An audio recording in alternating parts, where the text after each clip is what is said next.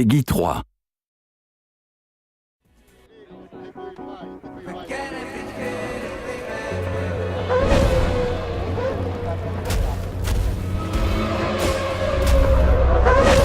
We've got basically three key components that make up the weather system. There's the visual effects, so in the dry it's the iconic heat haze, in the wet it's the visual effects on the camera, on the cars themselves, the rain on the track, the puddles, the surface reflections, the rooster tails, the kick-up spray from the tyres.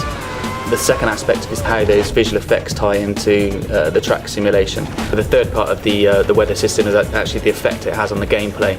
It just changes the attitude of the car completely in terms of driving in the dry or fully wet or partially damp track. So it's all about the sort of strategy elements at those points where the track's changing from wet to dry. The track will evolve as each car individually drives on that surface, and yeah, very, very accurate. The track surface actually knows how wet it is. You'll actually find that the gamers on wet tyres on the drying track will try and seek out those puddles to cool their tyres and stop them from damaging.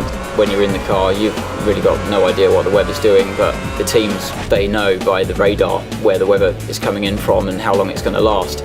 And that's something that will be added into the game as well. You'll be aware of what the weather's doing roughly, and then you can make your call just like you would in real life. The weather system is set up to be completely dynamic for career. It changes over time.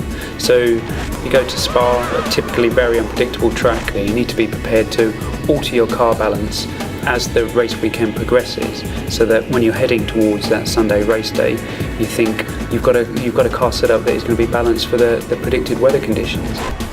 Players can be going along outside the points and maybe they make a gamble, the clouds come in, the sky's dark, and maybe you preempt that the rain's going to come there and you change your tyres early, and the player choice is going to be critical at those stages.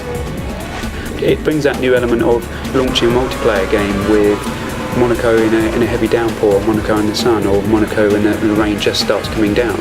I prefer to play those kind of scenarios rather than switching tracks into reverse or playing point to point. It's about making the game that I've always wanted to play.